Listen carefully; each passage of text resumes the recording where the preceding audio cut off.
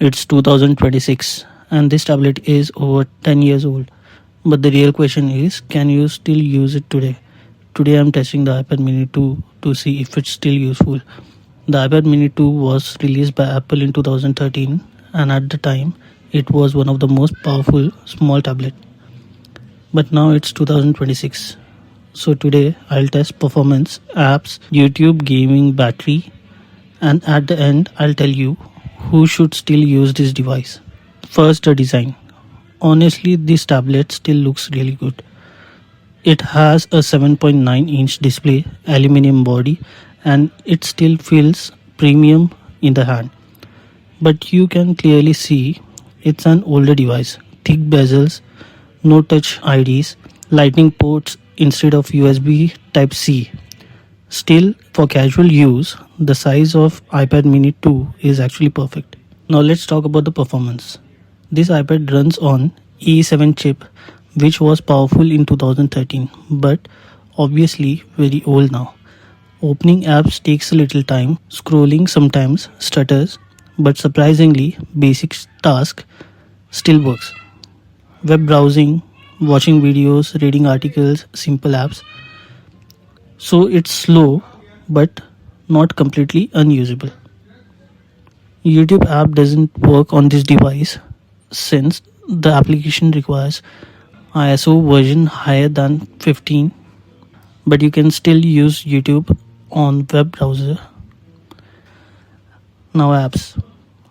This is where things starts getting tricky because the iPad mini 2 only supports older iOS version, so many modern apps no longer install.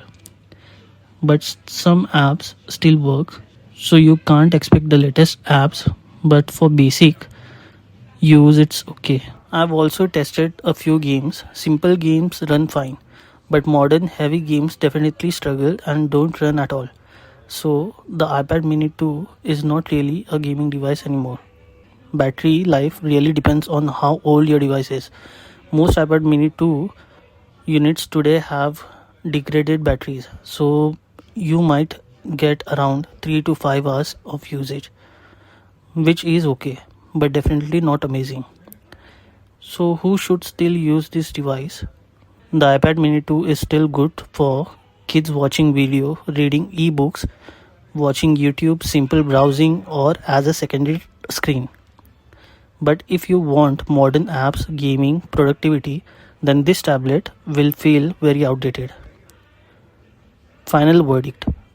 So, is the iPad mini 2 still worth it in 2026? Honestly, for free or very cheap, yes, it can still be useful. But buying one today as your main tablet is probably not a good idea.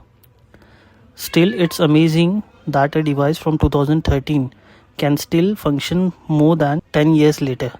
That really shows how well these tablets were built. If you enjoyed this video, subscribe because I'm also testing more old techs in 2026. And next I might test an old iPhone to see if it's still usable today.